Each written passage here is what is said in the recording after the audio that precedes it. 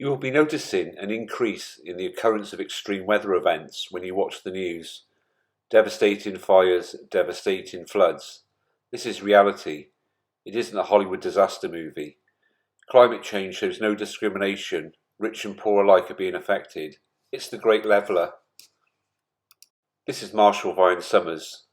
He has been in communication with physical extraterrestrial beings and non-physical spiritual beings for a number of years. They have highlighted the two biggest issues facing mankind. Firstly, the nefarious agenda of visiting aliens, which I've covered in other videos, and secondly, climate change. On the 20th of October 2015, Marshall received a transmission regarding climate change.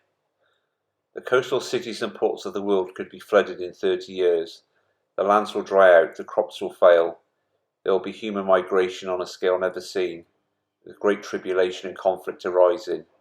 It will be an overwhelming situation if humanity does not prepare.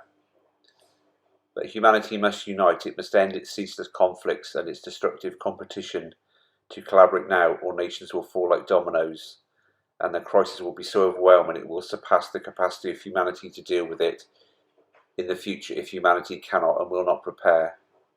We have spoken of this repeatedly, but the crisis is growing, escalating it is. The human population will have to become much smaller in the future, hopefully by human will and through compassionate means.